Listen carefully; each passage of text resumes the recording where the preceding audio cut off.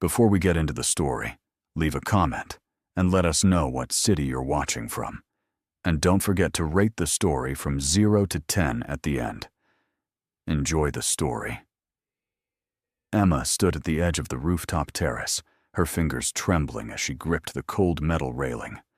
The city lights below blurred through her tears, each one representing a life that seemed to have it figured out, while hers was falling apart. The eviction notice in her pocket felt heavier than lead. Its words burned into her memory. 3 days. That's all she had left before she and her younger sister Sophie would be on the streets.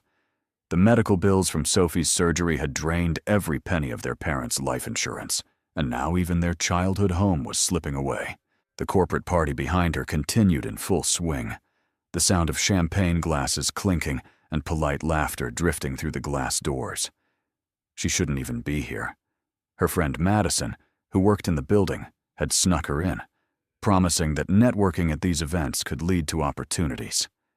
But Emma felt like a fraud in her borrowed dress, pretending she belonged among these executives and entrepreneurs who spent more on a single dinner than she made in a month. Taking a deep breath, she turned to go back inside when she collided with someone stepping out onto the terrace. The man's whiskey tumbler shattered on the ground, amber liquid splashing across his expensive Italian shoes. Emma's heart sank as she looked up into the darkest eyes she'd ever seen. Alexander Cross. She recognized him immediately from the business magazines Madison was always reading. Billionaire tech mogul, notorious workaholic, and according to the tabloids, the most eligible bachelor in the city. "I'm so sorry," Emma stammered, dropping to her knees to pick up the glass shards. A sharp edge sliced her palm, and she winced as blood welled up from the cut. Strong hands suddenly gripped her wrists, pulling her to her feet. Alexander's expression was unreadable as he examined her injured hand, his touch surprisingly gentle. Without a word, he pulled out a pristine white handkerchief and wrapped it around her palm. "Leave the glass," he commanded, his voice deep and controlled. "The staff will handle it." He studied her face with an intensity that made her pulse quicken.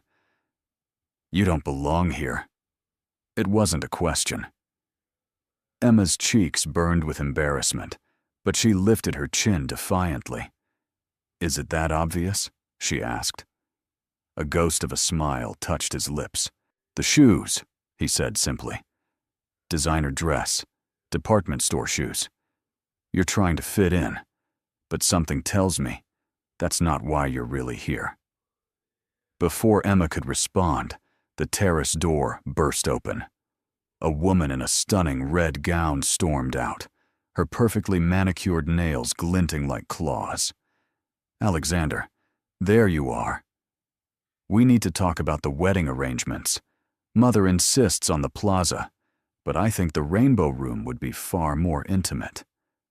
Victoria Pemberton, Alexander's supposed fiancée, according to every gossip column in the city. But the look of barely controlled frustration on Alexander's face told a different story. "Victoria, we've discussed this," he said coldly. "There will be no wedding." Victoria laughed, a sharp sound like breaking crystal.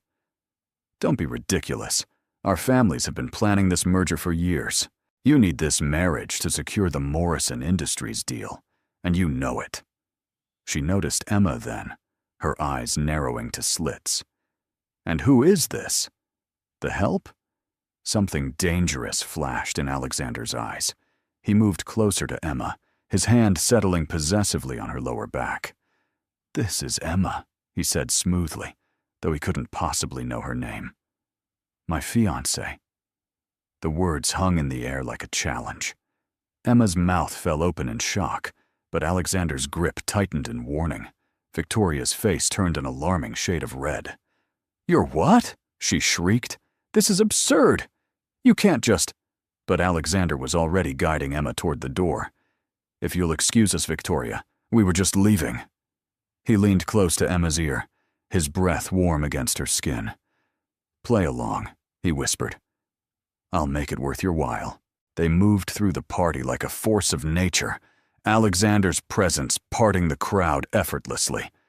Emma's mind raced, trying to process what was happening. As they waited for the elevator, she finally found her voice. "What are you doing?" she hissed. "I don't even know you!"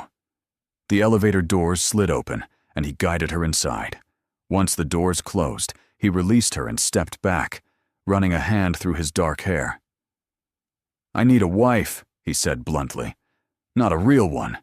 Just someone to play the part for 1 year. In exchange, I'm prepared to offer you $1 million. Emma laughed, certain this was some kind of joke. "You're insane."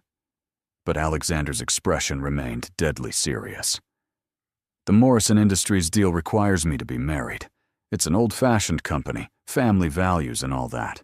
Victoria's family has been pushing for our union because they want access to my connections. But I'd rather make a business arrangement with someone who has no ulterior motives."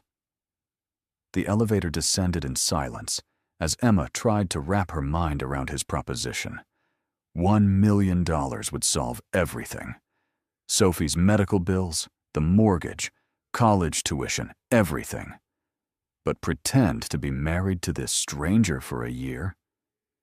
"Why me?" she asked finally. Alexander studied her with those penetrating eyes. "Because you're desperate enough to say yes, and unknown enough that no one will question the story we create." His brutal honesty should have offended her, but instead, she found it refreshing. The elevator opened into an underground parking garage where a sleek black Bentley waited. Alexander's driver held the door open, his face professionally blank, as if his employer regularly collected random women from parties. Emma hesitated on the threshold of a decision that would change everything. $1 million. Freedom from debt. Security for Sophie. All she had to do was lie to the world for 12 months. She slid into the leather seat, her borrowed dress rustling against the soft interior. Alexander settled beside her, maintaining a careful distance. "Before you make your decision," he said as the car glided into traffic, "you should know what you're getting into. This won't be some simple charade. We'll need to live together, attend public events, convince my board of directors, my family, and the media that our relationship is genuine." Emma watched the city blur past the tinted windows. "And what about other expectations?" she asked carefully. Alexander's jaw tightened. "This is strictly business. You'll have your own room, your privacy. I'm not interested in anything beyond the performance." There was something in his tone that suggested a deeper story, but Emma didn't press. "I have conditions," she said suddenly, surprising herself with her boldness. Alexander raised an eyebrow. "You're negotiating?" Emma turned to face him fully. "You said it yourself. I'm desperate. But I'm not stupid. If I'm going to do this, I need guarantees." A spark of something that might have been respect flashed in his eyes. "Go on." "First," Emma began, her voice growing stronger, "my sister Sophie comes with me. She's 17, and I'm her legal guardian. I won't leave her alone." Alexander considered this. "Done." The penthouse has 5 bedrooms. Emma's heart skipped. He was actually taking her seriously. "Second," she continued, "I want half the money up front. The other half when the year is complete." Alexander's expression didn't change. "Reasonable." "What's the third condition?" This was the one that mattered most, the one that would determine if she could really go through with this. "When this ends, we part as friends. No legal complications. No damage to either of our reputations. You help me establish a cover story for afterward, something that explains our separation without making me look like a gold digger or a discarded toy." Alexander was quiet for a long moment, and Emma held her breath. "You've thought this through," he said finally. "Most people would have just jumped at the money." Emma's chin lifted. "I've learned that if something seems too good to be true, it usually is. I want to know exactly what I'm signing up for. The car pulled up to a gleaming tower that seemed to stretch endlessly into the night sky. "Come up," Alexander said. "See the place. Meet my lawyer. Review the contract. If you're not comfortable with anything, you can walk away. No questions asked." The penthouse was beyond anything Emma had imagined. Floor-to-ceiling windows offered panoramic views of the city. Modern art adorned the walls, and every surface spoke of understated wealth. But it felt cold, like a museum rather than a home. Alexander's lawyer, a sharp-dressed man named Richard Chen, was already waiting with a stack of documents. "Miss?" Richard prompted. "Harper," Emma supplied. "Emma Harper." Richard's fingers flew across his tablet, no doubt already beginning a background check. "The contract is quite straightforward," he began, but Emma held up her hand. "I'd like to read it myself, if you don't mind." Both men looked surprised, but Richard slid the documents across the marble counter. Emma read every line, asked questions about clauses she didn't understand, and requested several amendments. Alexander watched her with an unreadable expression, occasionally answering questions about practical arrangements. When she finally reached the end, she set down the pen. "There's one more thing," she said. Alexander's eyes narrowed slightly. "You said 3 conditions." Emma met his gaze steadily. "This is still part of the 3rd. I want it in writing that if either of us develops genuine feelings during this arrangement, we can terminate the contract early with no financial penalties to either party." Richard coughed discreetly. "That's highly unusual, Miss Harper." But Alexander held up his hand. "Add it," he instructed. Emma saw something flicker in his expression, gone too quickly to identify. "Why that clause?" he asked quietly. Emma's voice was barely a whisper. "Because lies have a way of becoming truth, and I want us both to have an exit strategy if things get complicated." The lawyer made the amendments, and soon 3 copies of the contract lay before them. Alexander signed first, his signature bold and decisive. Emma took the pen with a steady hand, but inside, her heart was racing. 1 year. $1 million. One elaborate deception that would either solve all her problems or destroy her completely. As her pen touched the paper, she caught Alexander watching her with an intensity that made her shiver. There was something he wasn't telling her, some reason beyond business that had driven him to this desperate measure. But then again, she had her own secrets, her own reasons for being willing to sell her truth for a year. The next morning arrived with a flurry of activity that made Emma's head spin. A team of stylists descended upon her cramped apartment before dawn, armed with garment bags, shoe boxes, and enough makeup to stock a department store.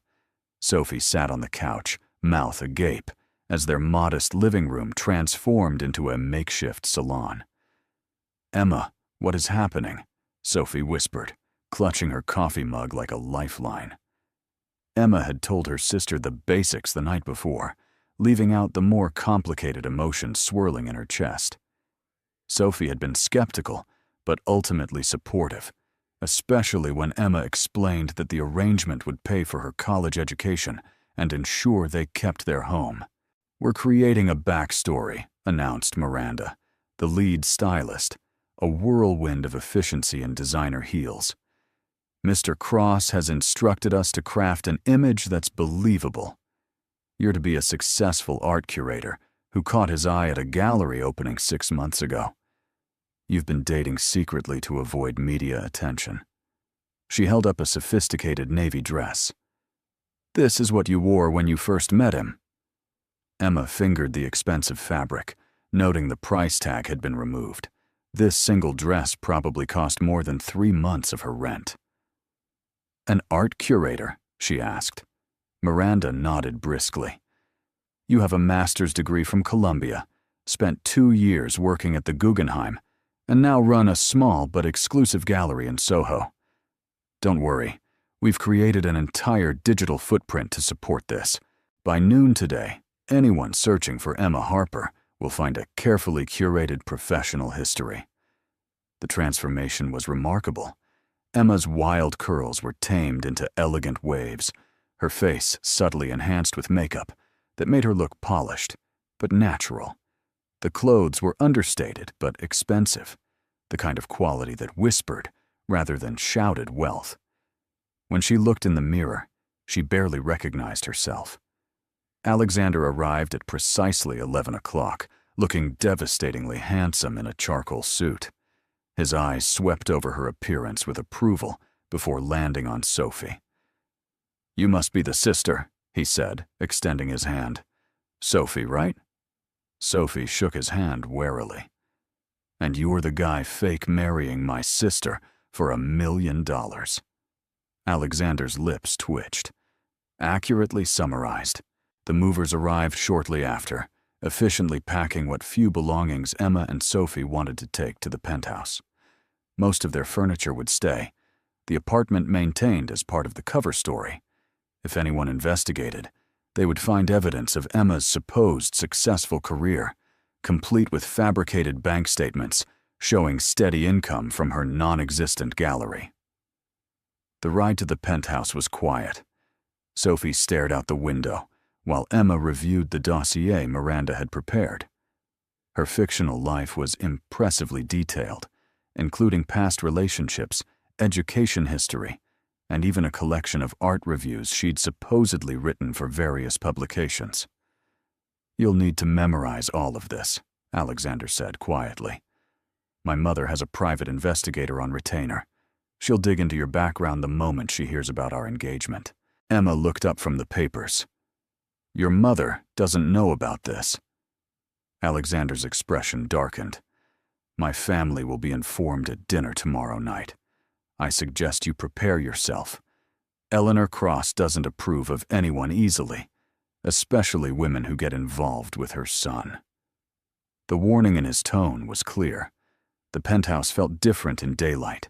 Sun streamed through the massive windows, warming the sterile spaces. Sophie immediately gravitated toward the library, her eyes lighting up at the walls of books. "This is incredible," she breathed.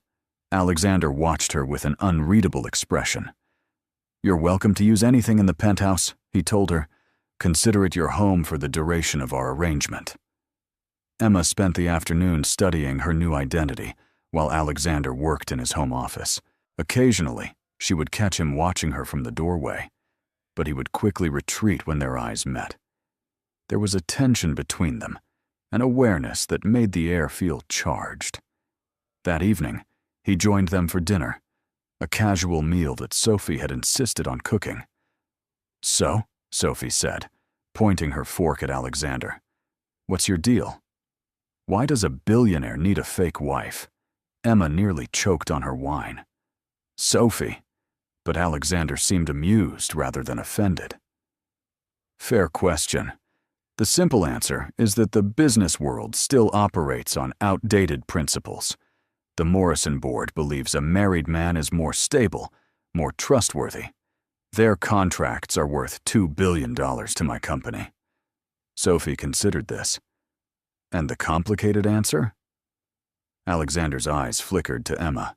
"The complicated answer is that I've learned real relationships come with expectations and vulnerabilities I'm not willing to accept."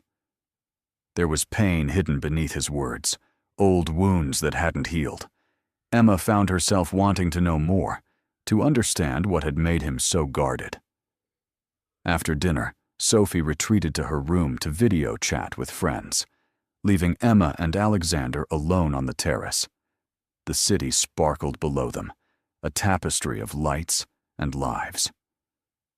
"Tell me about your parents," Alexander said suddenly. Emma stiffened. This wasn't part of their agreed-upon story. "They died 2 years ago," she said quietly. "Car accident, black ice on the highway."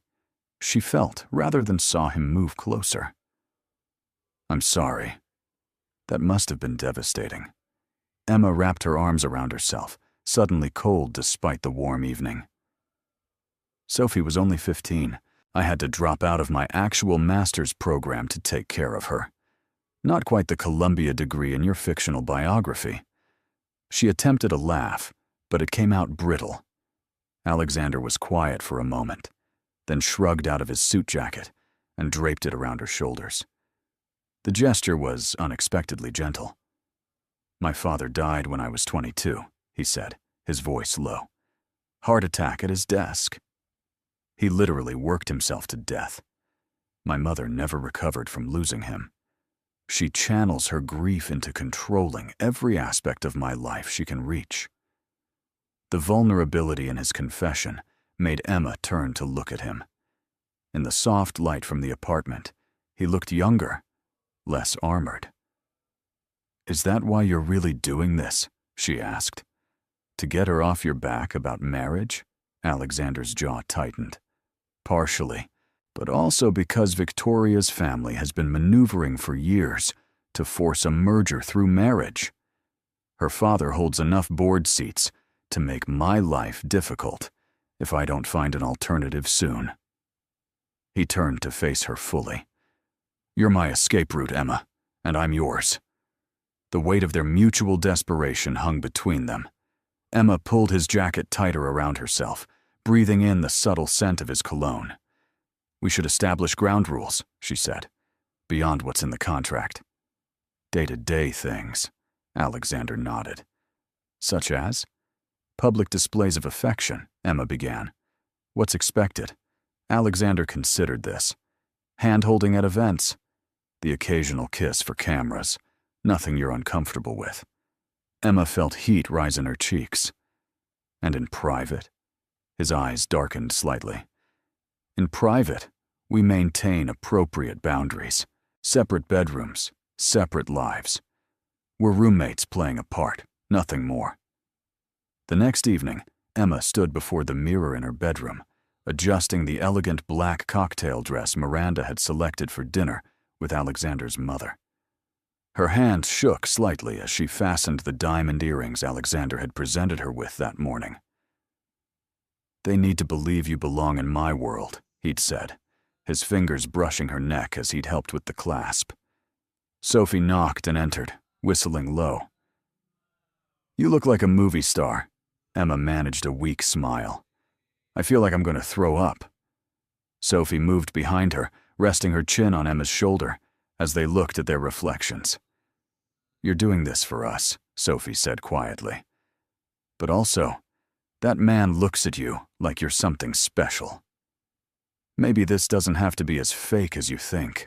Before Emma could respond, Alexander appeared in the doorway. He wore a perfectly tailored black suit that emphasized his broad shoulders and lean frame. His eyes traveled slowly from her heels to her face, something hungry flickering in their depths before he controlled it. "You look beautiful," he said simply. Emma's pulse quickened. "Thank you. You clean up well yourself." The restaurant Alexander had chosen was impossibly elegant, the kind of place where the prices weren't listed on the menu. Eleanor Cross was already seated when they arrived, her silver hair styled in a severe chignon, her posture rigid with disapproval. Her eyes, the same dark shade as her son's, dissected Emma with surgical precision. "Mother," Alexander said, kissing her cheek before pulling out Emma's chair. "This is Emma Harper, my fiancée." Eleanor's perfectly shaped eyebrow arched. "Fiancé? How interesting. And here I thought you were seeing Victoria Pemberton." Alexander's hand found Emma's on the table, his thumb tracing soothing circles on her wrist. "Victoria and I were never together, despite what she may have told you." Eleanor turned her attention to Emma. "Miss Harper, is it? Tell me about yourself. Alexander has been remarkably secretive about your relationship." Emma drew on everything she'd memorized, weaving the fictional narrative with enough truth to make it believable. She spoke about art with genuine passion, drawing on museum visits from her childhood. Eleanor's questions were sharp, probing for weaknesses, but Emma held her ground. "And your family?" Eleanor asked, her tone suggesting she already knew the answer. "My parents passed away 2 years ago," Emma said steadily. "I have a younger sister who lives with me." "With us," she corrected, glancing at Alexander. Eleanor's lips thinned. How convenient. An orphan with no family to investigate. "Mother," Alexander's voice carried a warning, but Emma squeezed his hand, drawing strength from his touch. "I understand your concern, Mrs. Cross. Your son is exceptional, and you want to protect him. But I love Alexander for who he is, not what he has. I hope in time you'll see that." Eleanor studied her for a long moment. "You're not what I expected," she said finally. "No, I imagine not," Emma replied. "But then again, Alexander has always defied expectations, hasn't he?" A ghost of a smile touched Eleanor's lips. "Indeed he has." The rest of the dinner passed with less hostility, though Eleanor remained watchful. As they prepared to leave, she pulled Emma aside while Alexander retrieved their coats. "I don't know what game you're playing," Eleanor said quietly, "but I know my son. He doesn't do anything without reason. If you hurt him, there isn't a place on earth you can hide from me." Emma met her gaze directly. "If I hurt him, I'll deserve whatever you do to me." Eleanor's eyes widened slightly, perhaps surprised by Emma's directness. Then she nodded once, a gesture that might have been approval or warning. In the car afterward, Alexander was quiet. Emma could feel tension radiating from him like heat. "That went better than expected," she ventured. He laughed, but there was no humor in it. "She'll have you investigated 6 ways to Sunday by morning."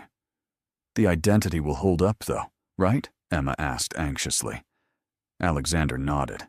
"Richard is thorough, but Mother won't stop at paperwork. She'll test you, push boundaries, try to catch you in lies." Emma lifted her chin. "Then I'll have to be careful not to get caught." Back at the penthouse, they found Sophie asleep on the couch, textbooks scattered around her. Alexander's expression softened as he watched Emma gently wake her sister and guide her to bed. "She's lucky to have you," he said when Emma returned. "We're lucky to have each other," Emma corrected. "It's been just the 2 of us for a while now." They stood awkwardly in the living room, the events of the evening creating a strange intimacy between them. "Thank you," Alexander said suddenly, "for tonight. For handling my mother with such grace." Emma shrugged. "I've dealt with difficult people before, though none quite as intimidating as Eleanor Cross." Alexander moved closer, and Emma's breath caught. "You were magnificent," he said softly. "The way you stood up to her. Not many people do that." For a moment, they stood frozen, the space between them charged with possibility. Then Alexander stepped back, clearing his throat. "We should get some rest. Tomorrow, the announcement goes public." Emma nodded, disappointed and relieved in equal measure. As she headed to her room, Alexander called after her. "Emma," she turned, "the 3rd condition in your contract. About developing feelings. Did you add that for your protection or mine?" Emma considered her answer carefully. "Maybe both," she said finally. "Good night, Alexander." She didn't wait for his response, fleeing to the safety of her room. But sleep eluded her as she replayed the evening, the way Alexander's touch had grounded her, the flash of pride in his eyes when she'd faced down his mother. This was supposed to be simple, a business arrangement. But nothing about Alexander Cross was simple. The next morning, Emma woke to find her phone exploding with notifications. The announcement had indeed gone public. "Billionaire Alexander Cross engaged to art curator Emma Harper," screamed the headlines. Photos from various events had been doctored to include her, their fictional relationship backdated with impressive skill. Miranda arrived early with a team to prepare Emma for the inevitable paparazzi assault. "Remember," Miranda instructed, "you're confident, but not arrogant. Happy, but not giddy. You've been together 6 months, so the initial infatuation has settled into something deeper. She handed Emma a cup of coffee and a tablet showing social media reactions. Most were positive, though Victoria Pemberton had posted a cryptic message about wolves in sheep's clothing. Alexander appeared, dressed casually in jeans and a sweater that somehow looked just as expensive as his suits. "Ready for your first performance?" he asked. Emma took a deep breath. "As ready as I'll ever be." He held out his hand. "Then let's give them a show." They walked out of the building together, Alexander's arm protectively around Emma's waist as photographers swarmed. Questions flew at them from all directions. "How did you meet? When's the wedding? What does your family think, Emma?"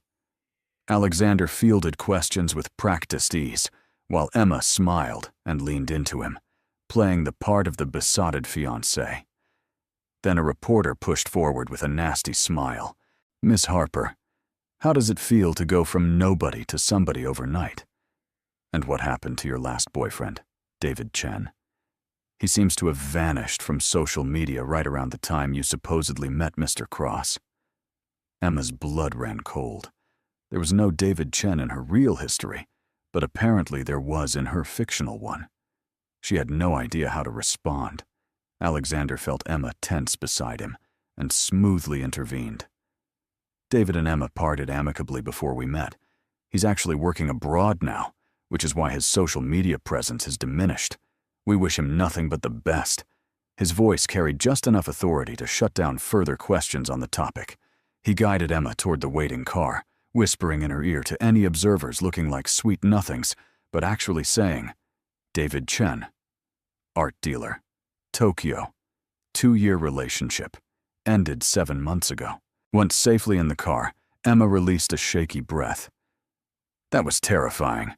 How did you know about David?" Alexander pulled out his phone, showing her a detailed file.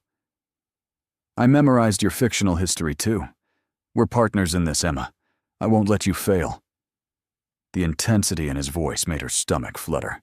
This was supposed to be purely business, but the way he'd protected her felt like something more.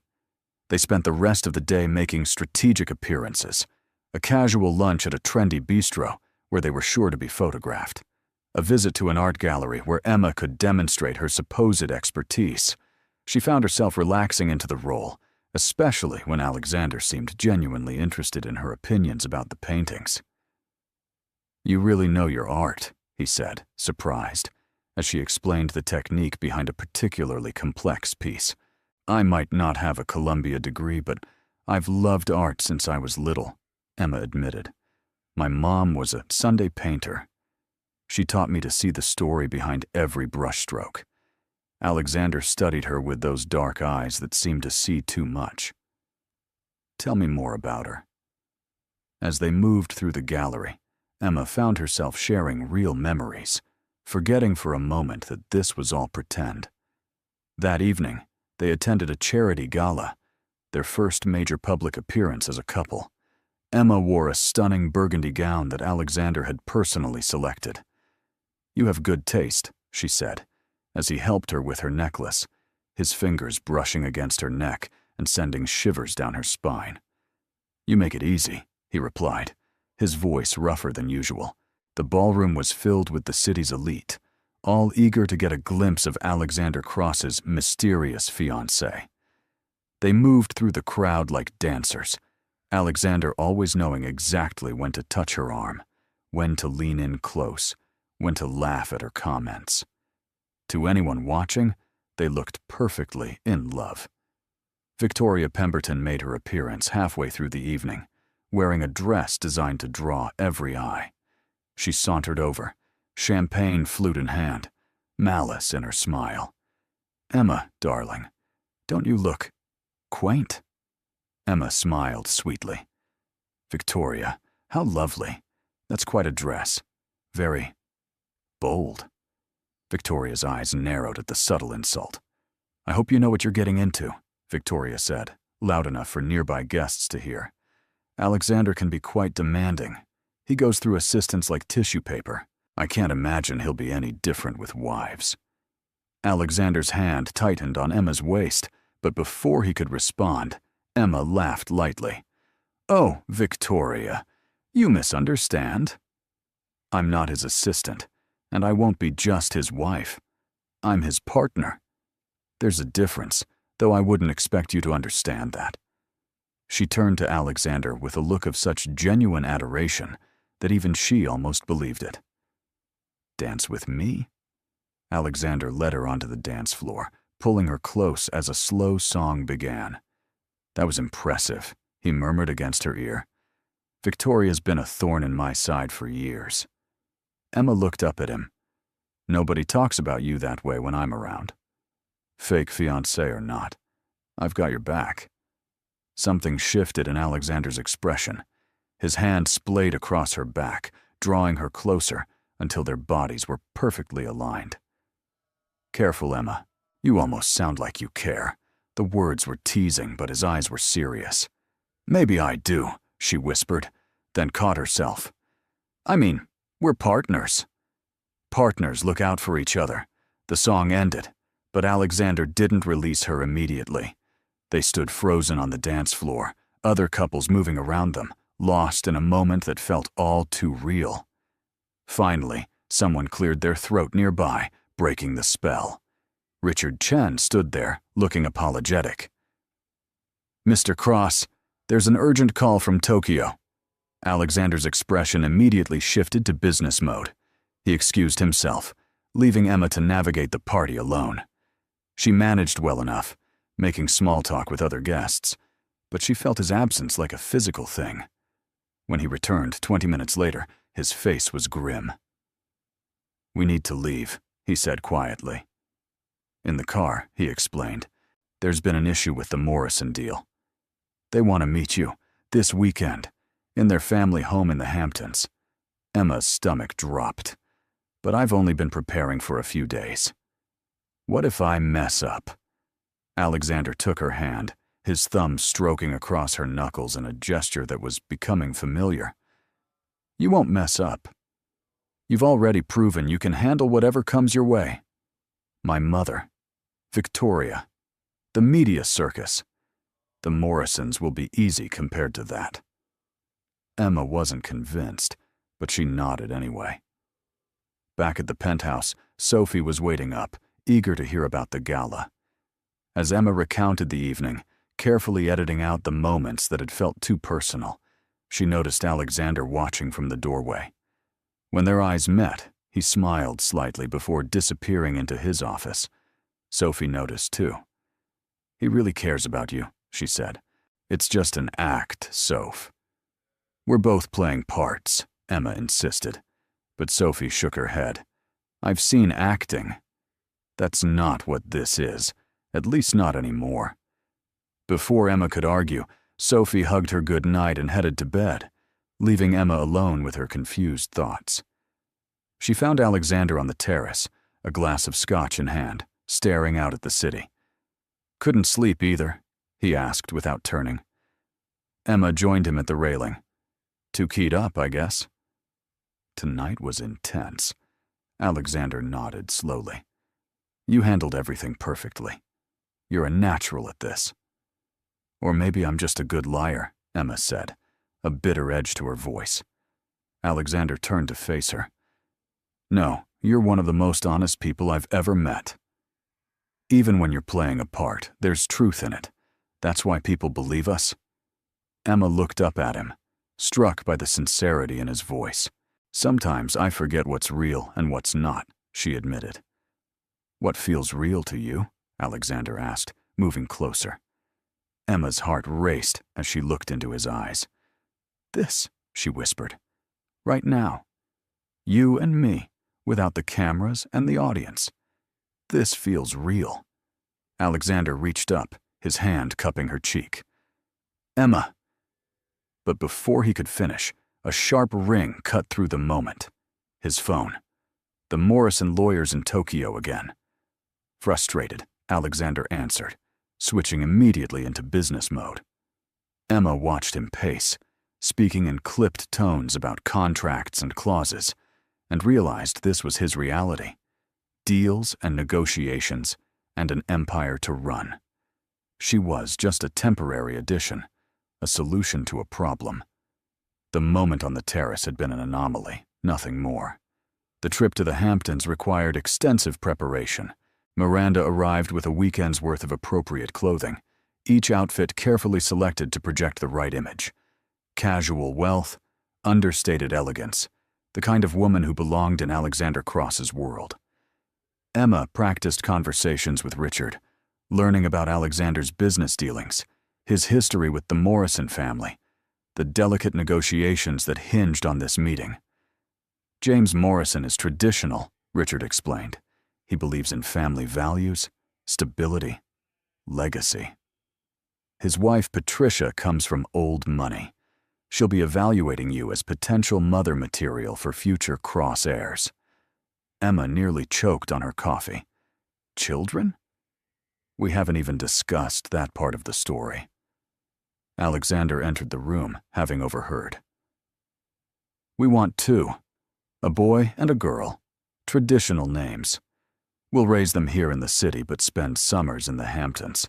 He said it so matter-of-factly that for a moment Emma could picture it. Little dark-haired children with Alexander's intense eyes, and maybe her smile. The thought was dangerous.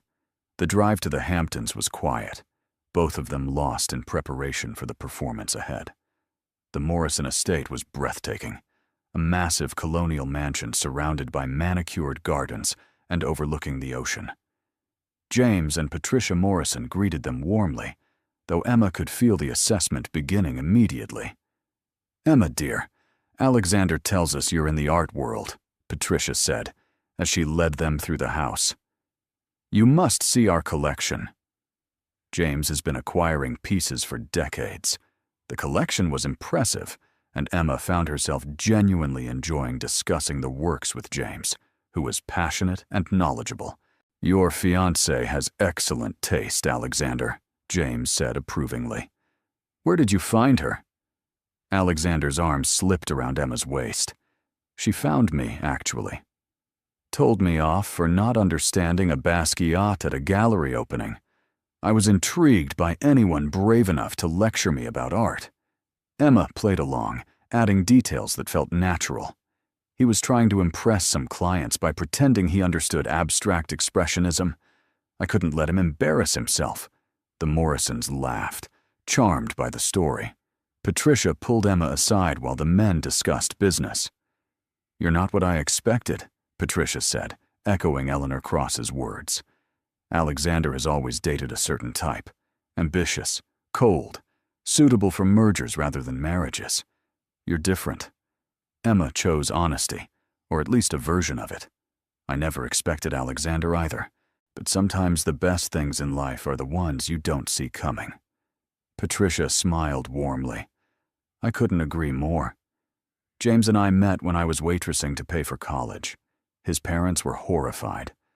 But 40 years and 3 children later, here we are. She studied Emma carefully. You love him. It wasn't a question, and Emma realized with a start that she couldn't deny it. Not because of their charade, but because somewhere along the way, it had become true. That evening, dinner was an elaborate affair, with multiple courses and carefully orchestrated conversation.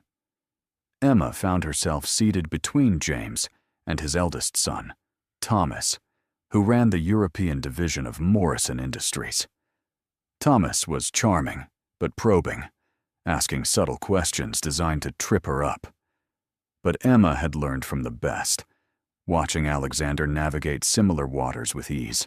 So, Emma, Thomas said during the fish course, Alexander mentioned you've been together 6 months, but no one seems to have known about it. That's quite a feat in his social circle. Emma smiled, having prepared for this.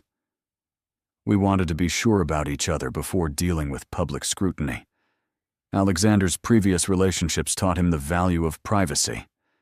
And you weren't bothered by the secrecy? Thomas pressed. Emma glanced at Alexander, who was deep in conversation with James. I was relieved by it, actually. It meant what we had was real, not performance. The irony of her words wasn't lost on her. Everything about their relationship was performance, except for these dangerous moments when it felt like something more. After dinner, Patricia suggested a walk on the beach. Alexander took Emma's hand as they strolled along the shoreline, the Morrisons a few paces ahead. The moonlight turned the waves silver, and the salt air was crisp against their skin. "You're doing beautifully," Alexander murmured. "They love you?" "They love who they think I am," Emma corrected. Alexander stopped walking, turning to face her. "Maybe that's who you really are. The woman I see tonight, confident, intelligent, warm. That's not an act." Emma's breath caught. "Alexander, don't. We can't blur those lines. You said it yourself. This is business." "Is it?" he challenged, stepping closer. "Because when you defended me to Victoria, when you charmed my mother, when you look at me like you are right now, it doesn't feel like business." Emma's heart pounded. They were walking into dangerous territory, the kind that could shatter their carefully constructed arrangement. "We have an agreement," she whispered, but her voice lacked conviction. Alexander reached up, tucking a strand of hair behind her ear. "Agreements can be amended." Before Emma could respond, Patricia called back to them, breaking the spell. "You two lovebirds coming? James wants to show you his yacht." The rest of the weekend passed in a blur of activities, designed to test their compatibility. Sailing, tennis, elaborate brunches, where every gesture was observed and catalogued. By Sunday afternoon, Emma was exhausted from the constant performance. But as they prepared to leave, James pulled Alexander aside for a private conversation, while Patricia walked Emma to the car. "I'm going to tell you something, dear," Patricia said quietly. "In all the years I've known Alexander, through all the women who've pursued him, I've never seen him look at anyone the way he looks at you. Whatever started this relationship, what you have now, is real. Don't let fear or pride destroy it." Emma's eyes burned with unshed tears. If only Patricia knew the truth, that in less than a year, this would all be over, that the affection she saw was just excellent acting. Or was it? The drive back to the city was silent, both of them processing the weekend. Finally, Alexander spoke. "The deal is secured. James approved the merger. You did it, Emma. You convinced them." He sounded pleased, but also something else. Sad, maybe. Emma stared out the window. "That's good. That's what we wanted." But her voice was flat, emotionless. The success felt hollow. At the penthouse, Sophie was bursting with news. "I got into Columbia," she shrieked, waving an acceptance letter. "Early admission for the spring semester." Emma hugged her sister tightly, tears finally spilling over. This was why she was doing this. For Sophie's future. Alexander congratulated Sophie warmly, insisting they celebrate with champagne. As they toasted Sophie's success, Emma caught Alexander watching her with an unreadable expression. Later, after Sophie had gone to bed, Emma found him in his office, staring at documents. "The first payment will be in your account tomorrow," he said without looking up. $500,000, as agreed. The businesslike tone stung after the intimacy of the weekend. "Thank you," Emma said stiffly. She turned to leave, but Alexander's voice stopped her. "Emma, this weekend." He paused, struggling for words. "What we said on the beach, maybe we should talk about it." Emma turned back slowly, her heart hammering against her ribs. "What's there to talk about?" "We both know what this is. The Morrisons bought the act. The deal is done. We should be celebrating our success, not complicating things with feelings that don't matter." The words tasted bitter on her tongue. Alexander stood, moving around the desk toward her. "Don't they matter? Can you honestly tell me you feel nothing when I touch you?" He reached out, his fingers grazing her wrist, and Emma's pulse jumped. Can you tell me your heart doesn't race when we're close? He stepped nearer, backing her against the door. Can you tell me you haven't thought about what it would be like if this were real? Emma's breath came in short gasps. Stop, she whispered. Please. You're the one who set the rules. Separate bedrooms, separate lives. This is a business arrangement, remember? Alexander's hands came up to frame her face. I remember everything. I remember the way you looked in that burgundy dress. I remember how you stood up to my mother. I remember the fire in your eyes when you put Victoria in her place. That was all acting, Emma insisted, but her voice shook. Alexander's thumb traced her cheekbone. No, it wasn't. And neither is this. He leaned in slowly, giving her time to pull away. She didn't. Their lips met, soft at first, then with growing hunger. Emma's hands fisted in his shirt, pulling him closer even as her mind screamed warnings. When they finally broke apart, both breathing hard, Alexander rested his forehead against hers. Tell me you didn't feel that, he challenged. Emma closed her eyes, summoning every ounce of strength she had. It doesn't matter what I felt. In 11 months, this ends. You'll go back to your life. I'll go back to mine. Getting involved emotionally will only make it harder. She slipped out from between him and the door, fleeing to her bedroom before her resolve could crumble. Behind her closed door, she pressed her fingers to her lips, still feeling the burn of his kiss.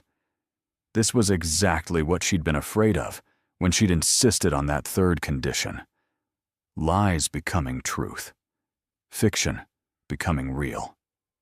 The next morning, Alexander was gone before Emma woke. A note on the kitchen counter explained he'd been called to London for emergency meetings. The distance was a relief and a disappointment in equal measure. Emma threw herself into her role, attending gallery openings and charity lunches, building the network expected of Alexander Cross's fiancée. Sophie noticed the change immediately. He kissed you, didn't he? She said one evening, as they ate takeout in the massive dining room. Emma nearly choked on her pad thai. What makes you think that? Sophie rolled her eyes. You've been moping for 3 days. You check your phone constantly, and you touch your lips when you think no one's looking. It was a mistake, Emma said firmly. We got caught up in the moment. It won't happen again. Sophie studied her sister with wise eyes. Em, I know you think you're protecting yourself, but what if this is real?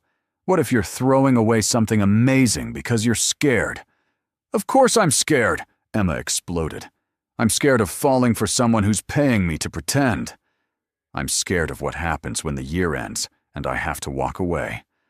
I'm scared that I'm not really good enough for his world, and everyone knows it but him. The admission hung in the air between them. Sophie reached across the table, taking Emma's hand. You've always been the brave one, Emma. After Mom and Dad died, you held us together. You sacrificed everything for me. Maybe it's time to be brave for yourself, too. Emma squeezed her sister's hand, but didn't respond. Being brave for Sophie was easy. Being brave with her own heart was terrifying. Alexander returned from London 3 days later, looking exhausted. Emma was in the living room, reading contracts Richard had sent over about her fictional gallery. She looked up when he entered, their eyes meeting across the room. The air immediately felt charged. How was London? She asked, trying for normalcy. Productive. The European division is expanding. He loosened his tie, a gesture Emma found distractingly attractive. How are things here? Emma gestured to the stack of society magazines on the coffee table, all featuring their engagement announcement. We're apparently the couple of the year. 3 wedding planners have already reached out. Alexander sat down across from her, maintaining careful distance. About what happened before I left. Emma held up her hand. We don't need to discuss it. It was a momentary lapse. We're both under a lot of pressure playing these roles. Things got confused. Is that what you really think? Alexander asked quietly. That it was just confusion? Emma met his gaze steadily, even as her heart raced. It has to be. For both our sakes. Alexander was quiet for a long moment, then nodded. If that's what you want. The next few weeks fell into a careful routine. They attended public events together, played their parts perfectly, and maintained polite distance in private. But the tension never dissipated. Every accidental touch, every shared glance, every moment of forced intimacy for the cameras was torture. Emma found herself living for the brief moments when Alexander's guard would drop, and she'd glimpse the man beneath the businessman. Like the morning she found him teaching Sophie chess, patiently explaining strategy, while Sophie peppered him with questions. Or the evening he came home to find Emma crying over a photo album of her parents, and he simply sat beside her, offering silent comfort. Or the night they worked together to host their first dinner party, moving around each other in the kitchen with surprising synchronization. "We make a good team," Alexander said as they cleaned up afterward, their guests gone. Emma smiled sadly. "Yeah, we do." The unspoken "too bad it's temporary" hung between them. That night, unable to sleep, Emma found herself at the piano Alexander had bought after learning she played. She let her fingers find the keys, playing a melancholy melody her mother had taught her. She didn't hear Alexander approach until he sat beside her on the bench. Without speaking, he began to play a harmony, their hands dancing around each other on the keys. When the song ended, they sat in silence, shoulders touching. "My mother would have liked you," Emma whispered. "Not the fictional curator, but the real you." Alexander turned to look at her. "Why?" Emma smiled softly. "Because you're kind when no one's watching. Because you treat Sophie like family, not an obligation. Because underneath all that armor, you have a good heart." Alexander's hand covered hers on the keys. "Emma, But she stood quickly, breaking the moment. "It's late. We should sleep." The next morning brought unexpected drama. Victoria Pemberton had given an exclusive interview to a gossip magazine, claiming Alexander had stolen Emma from his best friend, David Chen, the fictional ex-boyfriend. The story was everywhere, painting Emma as a gold-digging social climber who'd betrayed a good man for a richer one. Alexander was furious. "I'll bury her," he said, pacing his office like a caged predator. "I'll destroy her father's company, make sure she never—" Emma caught his arm, stopping his tirade. "No. We handle this smart, not angry." She pulled out her phone, calling Richard. "We need David Chen to make a statement." Within hours, they'd crafted a response. A fake social media account for David Chen posted congratulations to the happy couple, explaining that he and Emma had parted amicably months before she met Alexander, and he wished them well from Tokyo. The story died as quickly as it had started, but the stress had taken its toll. That evening, Emma found Alexander on the terrace with a bottle of scotch, staring at the city lights. "Thank you," he said as she joined him, "for keeping me from doing something stupid." Emma accepted the glass he offered. "Partners, remember? We protect each other." Alexander studied her in the dim light. "Is that all we are? Partners?" The question hung between them, loaded with possibility. Emma took a sip of scotch, buying time. "Alexander, in 6 months, this ends. Your company gets its merger. I get financial security for Sophie. We both get what we wanted." Alexander's jaw clenched. "What if what I want has changed?" Emma's heart stopped, then resumed at double speed. "Don't," she whispered.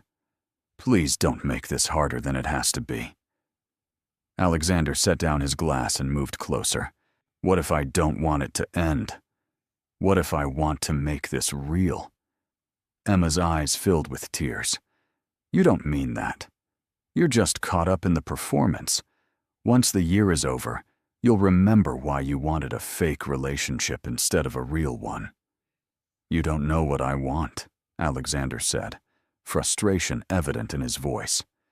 Maybe I didn't know either, until you walked into my life and turned everything upside down. He reached for her, but Emma stepped back. I can't do this, she said, her voice breaking. I can't let myself believe this is real, only to have you realize it was all just pretend. I won't survive it. She fled inside, leaving Alexander alone on the terrace. In her room, she muffled her sobs in a pillow, knowing Sophie would hear otherwise. She'd fallen in love with him, completely, irrevocably in love. And in 6 months, she'd have to walk away with $500,000 and a shattered heart. The next morning, a crisis at Alexander's Hong Kong office required his immediate attention. He'd be gone for 2 weeks. The distance was both a relief and agony. Emma threw herself into her fictional career, actually visiting galleries, learning, networking. She was becoming the woman she pretended to be. On the 10th day of Alexander's absence, Eleanor Cross invited Emma to lunch. Alone. Emma arrived at the exclusive restaurant with her guard up, expecting another interrogation. Instead, Eleanor looked tired, almost vulnerable. I owe you an apology, she said without preamble. Emma blinked in surprise. When Alexander first introduced you, I was suspicious. He'd never brought anyone to meet me before, not seriously, and you appeared so suddenly, right when the Morrison deal required a wife. Eleanor's sharp eyes studied Emma. I know my son, Miss Harper. This arrangement, whatever it started as, it's become something more, hasn't it? Emma's throat tightened. Mrs. Cross. But Eleanor held up a hand. I've watched him over these past months. He's different. Lighter. More like the boy he was before his father died. Before the weight of the empire fell on his shoulders. That's because of you. She reached across the table, covering Emma's hand with her own. I don't care how this started. I care about how it ends. Don't break my son's heart. Emma felt tears threatening. What if he breaks mine? Eleanor's expression softened. Then he's a fool. But I don't think he will. Alexander doesn't give his heart easily. But when he does, it's completely. She stood to leave, then paused. The Morrison wedding clause expires in 6 months. After that, there's nothing keeping you here except what you both choose. Remember that. That evening, Alexander called from Hong Kong. His voice was warm, intimate across the distance. I miss you, he said simply. Emma closed her eyes, gripping the phone.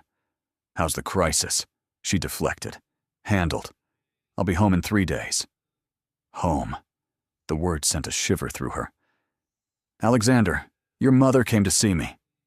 Silence, then. What did she say? She knows. About our arrangement. Or at least suspects. Emma could hear Alexander's sharp intake of breath. She also said she doesn't care. She just doesn't want either of us to get hurt. The weight of unspoken words pressed between them. It might be too late for that, Alexander said quietly. Before Emma could respond, he continued. I have to go. The board is waiting. We'll talk when I get back. 3 days later, Emma waited nervously at the penthouse.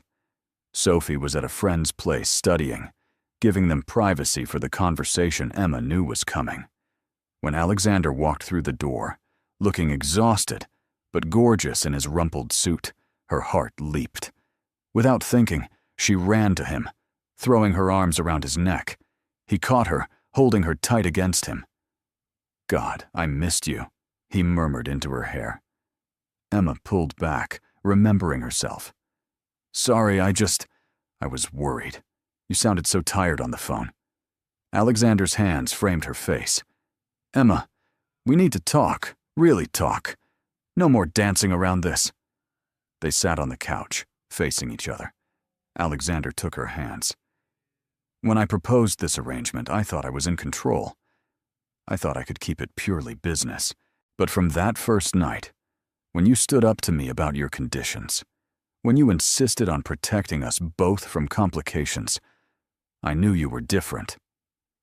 Emma's heart raced as he continued. Every day since then, you've surprised me. Your strength, your loyalty, your kindness, the way you've made this cold penthouse feel like a home, the way you've brought Sophie into our lives and made us feel like a family. Emma, I'm in love with you, not the curator, not the role you're playing. You. Tears streamed down Emma's face. Alexander. He squeezed her hands. I know you're scared. I know this wasn't the plan. But plans change. What we have is real, and I'll spend the rest of our contract time proving it to you if that's what it takes. And when the year is up, I want you to stay. Not because of money or obligations, but because you love me too. Emma couldn't speak through her tears, so she did the only thing that felt right. She kissed him, pouring all her fear, hope, and love into the connection. When they broke apart, she whispered, I love you too. I've been fighting it for months, but I love you, and it terrifies me. Alexander pulled her into his lap, holding her close. Then be terrified with me. We'll figure it out together. Emma laughed through her tears. What about the contract? Alexander smiled. We'll honor it until the year is up, then we'll tear it up and start over.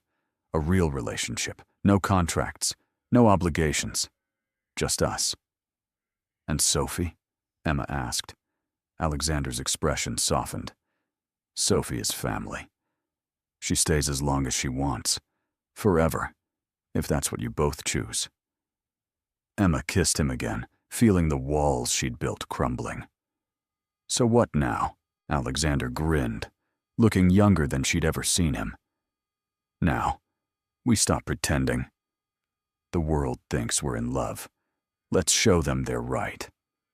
And as he kissed her again, Emma realized that sometimes the best truths start as the most beautiful lies. Their love story might have begun as fiction, but it had become the most real thing in both their lives. What did you think of their story? Share your thoughts in the comments on a scale from 0 to 10.